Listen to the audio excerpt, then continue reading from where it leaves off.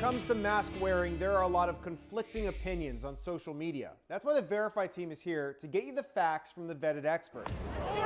In many parts of the country, we saw our first big snowfall. More fresh snow this way, let's move back! That includes on the National Mall, where we saw this epic snowball fight go down. And with all this wet weather, our masks might start to feel like a wet rag. But besides being uncomfortable, are these masks any good when they're wet? Let's verify. Do public health experts recommend swapping out your mask if it gets wet? Our sources here are the Centers for Disease Control and Prevention, the World Health Organization, and a pair of infectious diseases experts, Dr. Linda Nabha and Dr. Al Dababneh from the Mayo Clinic Health System. And right off the bat, we could tell you that the CDC says that if you're out and about, you should carry a spare. Writing in part, quote, "Change a mask when it becomes wet. A wet mask is harder to breathe through, is less efficient at filtering, and vents more around the edges of the mask. It is especially important to have one or more replacement masks during cold weather. If your reusable mask becomes wet, put it in a sealed plastic bag until you can wash it." Our experts agree. You're gonna have trouble breathing through a wet mask.